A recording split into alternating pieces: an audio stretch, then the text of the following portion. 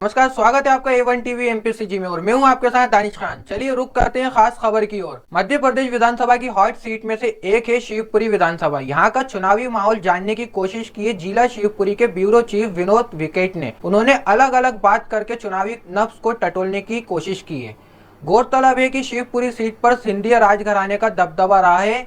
यशोधरा राज सिंधिया, जो कि मध्य प्रदेश शासन में कैबिनेट मंत्री भी हैं, वे लगातार 4 बार यहां से विधायक हैं। राजमाता सिंधिया और माधवराज सिंधिया को राष्ट्रीय नेता की पहचान इसी क्षेत्र से मिली है। शिवपुरी पटनायक नगरी और ऐतिहासिक नगरी भी है। सिंधिया राजघराने का इस क्षेत्र से 250 साल पुराना नाता रहा है। बहुत मुश्किल है कांग्रेस के लिए बीजेपी के इस अवैध दुर्ग को भेद पाना। कांग्रेस का टिकट किसको मिलता है, रणनीति क्या रहेगी, ये भी चुनावी समीकरणों को तय करने। क्षेत्र में बड़ी संख्या में लोग काम की तलाश में दर दर की ठोकरें खाने को मजबूर हैं। नमस्कार, आप देख रहे हैं A1 TV news channel Bhopal. चूंकि मध्य प्रदेश में विधानसभा चुनाव का बुगुल बज गया है, इस चुनावी कवरेज की शुरुआत हम शिवपुरी विधानसभा से कर रहे हैं। तो आज मेरे साथ में उपस्थित हैं कांग्रेस के वरिष्ठ नेता। आइए उनसे जानते हैं विधानसभा चुनाव को लेकर कुछ खास बातचीत करते हैं। सबसे पहले आपका जीवन परिचय। विनोद भाई, थैंक यू। मैं भरत सिंह रावत हूँ, शिवपुरी ग्रामीण से आता हूँ। मध्य प्रदेश कांग्रेस में सेक्रेटरी हूँ और 25 साल से कांग्रेस का काम कर रहा हूँ। तो परिचय पूछा था आपने। बिल्कुल। मेरा एक आपसे सवाल है। एक लंबे समय तक 25 साल पार्टी में, एक ही पार्टी में रहना बहुत बड़ी बात है। इस पे आप थोड़ा मुझे बताएं, 25 साल आपने कैसे गुजारे? मैं विनोद भाई जब छात्र जीवन में था तो 1991 से पोलिंग बूथ कार्यकर्ता के रूप में कांग्रेस में आया। और जब माधवराज सिंधिया यहाँ पे चुनाव लड़ते थे, उनके टाइम पीरियड से मैं सक्रिय रूप से कांग्रेस का काम कर रहा हूँ। विभिन्न पदों पर रहते हुए मैंने काम किया कांग्रेस का, चाहे यूथ कांग्रेस हो, सेवा दल हो, NSUI हो, तो सभी में, किसान कांग्रेस हो, सभी में मैंने काम किया है। और मैं 2010 से लगातार 10 साल तक 2020 तक कांग्रेस का ग्रामीण का अध्यक्ष भी रहा हूँ। वर्तमान में प्रदेश का सचिव हूँ। तो लगातार मैं सक्रिय राजनीति में रहा हूँ और कांग्रेस के लिए सक्रिय काम करता रहा हूँ अभी तक।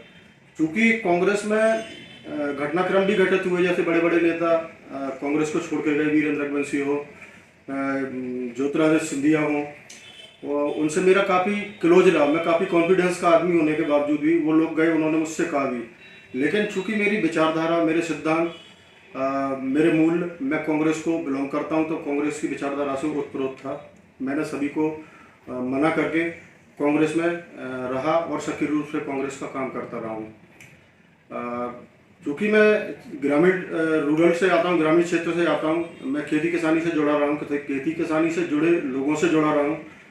तो किसान मुद्दों को लेकर, किसान आंदोलन को लेकर मैं हमेशा किसानों के लिए भी सक्रिय रहा हूँ ग्रामीण में। और जो आंदोलन हुआ उसमें भी मैंने किसानों के लिए बाजार बंद से लेकर, चक्का जाम से लेकर सभी प्रक्रियाओं में मैं भागी रहा और उत्साह से मैंने काम भी किया। अच्छी बात है, आपने 25 साल एक ही पार्टी में गुजारे हैं और ये कांग्रेस के झंडा के नीचे ही आपने अपने राजनीतिक जीवन को आपने बढ़ाया है और सभी जो कार्यक्रम हैं उनमें आपने बढ़ चढ़कर हिस्सा लिया है। अब मेरा सवाल आपसे ये है कि शिवपुरी में विधानसभा चुनाव में कांग्रेस से कई लोग हैं जो दावेदारी कर रहे हैं, उनमें आपका भी नाम है। तो आपको अपनी दावेदारी के रूप में क्या कहना चाहेंगे, बताएं। विनोद भाई, शिवपुरी विधानसभा का परिदृश्य अगर देखा जाए तो शिवपुरी विधानसभा मूल रूप से OBC बाहुल है। मैं थोड़ा सा पीछे जाऊंगा, 2008 के इलेक्शन से जोड़ूंगा। 2008 के इलेक्शन में भारतीय जनता पार्टी ने माखनलाल राठौर को यहाँ पे पहली बार टिकट दिया OBC में। उस विधानसभा चुनाव में वीरेंद्र रघुवंशी भी प्रत्याशी थे कांग्रेस से, गणेश गौतम भी प्रत्याशी से जनशक्ति पार्टी से, और शीतल जैन भी थे बहुजन समाज पार्टी से। तो वैश्य, ठाकुर, ब्राह्मण सभी के होने के बावजूद भी यहाँ पे चुनाव जीते थे माखनलाल राठौर। 50 से 60 साल जब से लोकतांत्रिक व्यवस्था लागू हुई है, ओबीसी को यहाँ पर मौका नहीं दिया जाता है। अगर ओबीसी को मौका दिया जाएगा तो यशोधरा राजे जैसे मजबूत कार्यकर्ता, जो बीजेपी का जिसको बोला जाता है मजबूत कार्यकर्ता कैंडिडेट है, उसको निश्चित रूप से ओबीसी वार्ड के फेंक देगा, ऐसा मैं वादा करता हूँ। तो मैं चूँकि चाहता हूँ कि मुझे मेरी पार्टी में मौका मिला, तो मैंने इतना समय लंबा समय कांग्रेस में सक्रिय रूप में गुजारा, मैंने आवेदन किया हुआ है। मैं उम्मीदवार बनने के लिए अपने शीर्ष नेतृत्व से डिमांड भी कर रहा हूँ, और मुझे आशा है कि इन सभी चीज़ों को देखते हुए कांग्रेस पार्टी मेरी निष्ठा को देखते हुए, मेरे समर्पण को देखते हुए मुझे निश्चित रूप से मौका देगी। अगर मैं प्रत्याशी रहता हूँ तो निश्चित रूप से कांग्रेस शिवपुरी विधानसभा से जीतेगी। जी, मेरा आखिरी सवाल है आपसे, चूँकि वर्तमान में बीजेपी की विधायक हैं यशोधरा राजे सिंधिया, वो पिछले कई बार से भी हैं, तो शिवपुरी में उनके जो कार्यकाल में जो विकास कार्य है उससे आप कितना संतुष्ट हैं? मैं उनके कार्यकाल से तो बिल्कुल भी संतुष्ट नहीं हूँ, क्योंकि मैं सीधा विश्वास रखता हूँ लोकल के कैंडिडेट में। क्योंकि यशोधरा राजे चूँकि दिल्ली से आती हैं, ग्वालियर से आती हैं, हमें विधानसभा में विधायक चाहिए, इस विधानसभा में विधायक चाहिए शिवपुरी का। लोकल का विधायक होगा तो जनता की लड़ाई ठीक से लड़ पाएगा। यशोधरा राजे दौरे बना के आती हैं, एक दिन 2-4 घंटे यहाँ गुजारे और चली जाती हैं। अगर लोकल का विधायक होगा तो किसानों के लिए लड़ाई लड़ेगा, किसानों की समस्याओं को जानेगा, व्यापारियों की समस्याओं को जानेगा, युवा वर्ग की समस्याओं को जानेगा, कर्मचारियों की समस्याओं को जानेगा। तो वो सब यहाँ नहीं मिलता। लोगों को विधायक की ज़रूरत पड़ती है प्रतिदिन, चाहे कोर्ट से हो, कचहरी से हो, थाने से हो, तमाम सारे काम ऐसे पड़ते हैं जो हमारी यशोधरा राजे सिंधिया पूरा नहीं कर पाती है लोगों की मांगों को।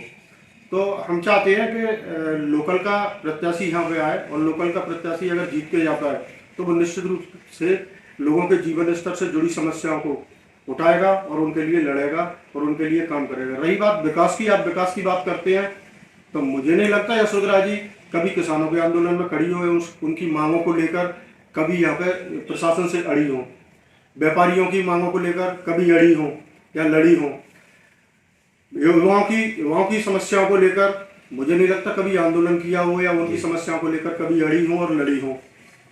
तो ये तमाम सारी समस्याएं जिनके लिए लोकल का विधायक चाहिए हमें, और लोकल का विधायक होगा तो। नमस्कार, A1 TV news channel Bhopal में आपका स्वागत है। आज मेरे साथ में उपस्थित हैं भाजपा जिलाध्यक्ष श्री राजू बाथम जी।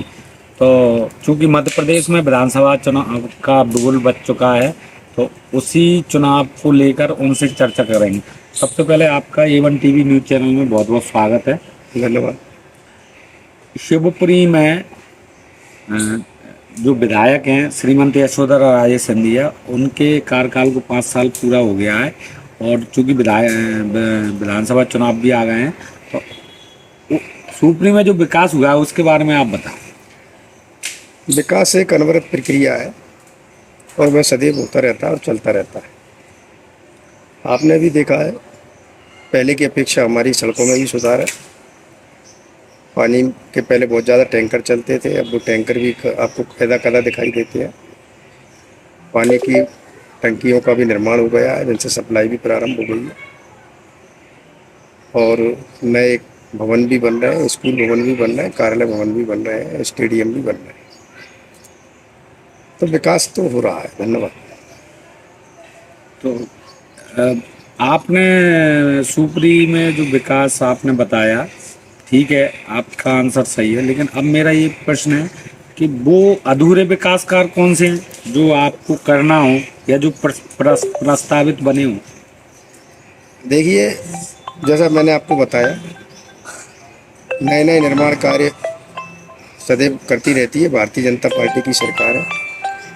मध्य प्रदेश में भी और केंद्र में भी हमारे डबल इंजन की सरकार है, और लगातार विद्यालय भवन हो, चिकित्सा विभाग के हमारे भवन हो, हॉस्पिटल्स हो, उनके उन्नयन और विकास हो, स्कूल के भवन हो, CM राइज के स्कूल हो, वही लगातार इनको इस जगह जगह स्केच किया जा रहा है और बनाया जा रहा है। तो अधूरे और जहाँ पर निर्माण कार्य पूरे और उनको अधूरा कहा जाता है, धीरे धीरे समय समय सभी पूरे हो जाएंगे। आपने बताया धीरे धीरे सभी पूरे हो जाएंगे। शिवपुरी के 2-3-4 बड़ी योजनाएं जैसे सीवर प्रोजेक्ट है, तो उसकी समय अवधि कुछ 14 माह थी, लेकिन उसको करीब 8-10 साल हो गए। आपके जो पीएम आवास योजना है उसको काफ़ी लंबा समय हो गया। आपका जो बाढ़ों में सड़कें डलना है उसको भी लंबा समय हो गया, तो ये थोड़ा विलम्ब हो रहा है, इसके बारे में और बताओ। मैंने आपको बताया ये विकास कार्यों में विलम्ब तो होता है, कभी सीवर लाइन है अथवा अपना पानी की लाइन है, वो फॉरेस्ट एरिया से आती हैं तो क्लियरेंस में भी समय लगता है। ठेकेदार आते हैं, ठेकेदार कभी ठीक से काम नहीं करते तो फिर वो चले जाते हैं, दूसरे टेंडर होते हैं, वो भी एक प्रक्रिया रहती है। तो ये सब कोई ऐसी जानबूझकर ऐसा विलम्ब नहीं किया जाता है और ये काम शीघ्र ही पूरे हों। आखिरी सवाल, चूंकि मध्य प्रदेश में विधानसभा चुनाव नज़दीक है, तो इस बार आप क्या देखते हैं, कितनी सीटें आने वाली हैं? हमारे शीर्ष नेतृत्व ने भी कहा है 150 से 160 सीटों का।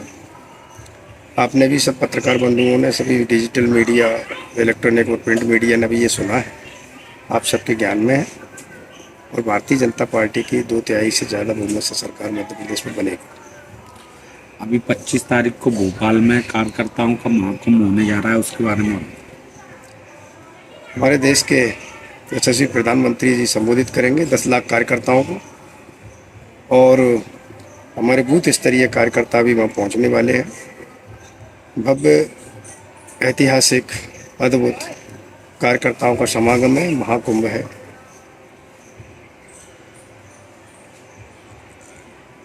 मेरे साथ में अभी उपस्थित थे भाजपा जिलाध्यक्ष राजू बाथम जी। जो चुनावी चर्चा हमने विस्तार से उनसे जानी और उन्होंने भी जवाब दिए। नमस्कार।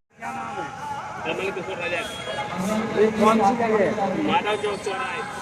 तो यहाँ पे आप किस लिए आते हो? मजदूरी के लाना सर। मजदूरी में क्या करते हो आप? मैं कर तो कारीगरी काम, मकान बना रही। कितनी मजदूरी चल रही है? जेब में कोई 600-700 रुपये मिल जाते हैं। बेलदार की मजदूरी कितनी है? बेलदारी 400 रुपये है। अच्छा, तो यहाँ की जो विधायक है यशोधरा राजे सिंधिया, उनका 5 साल का कार्यकाल होता है विधायकी का, तो उनके कार्यकाल से आप संतुष्ट हैं क्या? वैसा तो नहीं है, रोजगार नहीं है। कार्यकाल में कौन कौन से विकास रह गए हैं जो होना चाहिए? वैसा तो ये को जैसे सबसे पहला बेकार है फैक्ट्री, जैसे जितने मजदूर आते सब बेकार हो रहे हैं। तुम कोई भी देख लो, सब बेरोजगारी चल रही है। कई बार जसोरा राजे से भी हमने बात करी, कई ने शिकायत लेने के पहुंचे हैं जसोरा राजे के पास। ब्याज जो निवेदन भी किया है उनसे, कैसा भी ऐसी स्थिति है जैसे कोई अपने अस्पताल में चले जाते हैं, अपन अस्पताल में कोई नहीं सुन रहा, भेड़ रिश्वत सबसे ज़्यादा चल रही है। अगर तुम्हारा 100-50 रुपये कोई दे रहे तो तुम्हारी अच्छी खातिरदारी हो गई, या कोई जैसा तुम्हें पावरफुल आदमी मिले भाई तो भी तुम्हें सुन रही, और बेहतर कोई नहीं सुनता है। तो मतलब आप विधायक के कार्यकाल से संतुष्ट नहीं है? नहीं है सर। और रोजगार के कौन कौन से साधन होने चाहिए? जय पहले नंबर तो कोई फैक्ट्री होनी चाहिए, जो कि है ना पहले ये फर्टिलाइजर जब मंजूर किया था वो गुना गया भेज दो, क्योंकि जब कार में समस्या आ गई, जो कि है जब जगह भी है थी, और जैसे और बड़ी बड़ी फैक्ट्री का भी जगह थी, फिर ये कह रही है यहाँ पाई जब वो फैक्ट्री होनी चाहिए। और भी जैसे मजदूर आदमी का जो भी सुविधा मिलते, अब जैसे प्रस्तुत की सहायता के लिए मेरे पैसे ले जाते सरकार द्वारा 5,000 रुपये तो मैंने कमीशन कितने दिया था अधिकारी विकासों, वो कभी न डिग्री और सरन के जे अधिकारी है ना, जैसे अपन कोई पैसे डाल रहे हैं तो डायरेक्ट भाई पूछो तो सही कि तुम्हें कहते कितने पैसा है, कितने कौन कमाए। एक जे जाको का नाम है जे आवास वाली कॉलोनी, वहाँ में कोई सरपंच का रहा, मेम्बर का रहा हो, विधायक का रहे, मंत्री भी का रहे सर, वहाँ में पैसा सब पैसा का रहे, कौन पे ध्यान दे। अब तुम आ गए जैसे हमसे पूछने के लिए, अब क्या बता तुम्हें बताएंगे 10-20 हज़ार रुपये कोई सरकार ये देगा वो बंद कर देगा वो उससे सरकार की ये ना बात सब ऐसी तरीके बातें जुड़े करते हैं और कोई पूरा करते ही नहीं है। अच्छा, यहाँ पे प्रतिदिन कितना आदमी आता है मजदूरी मजदूरी में तो सर यहाँ कम में 2-3 हज़ार आदमी से ऊपर आते हैं।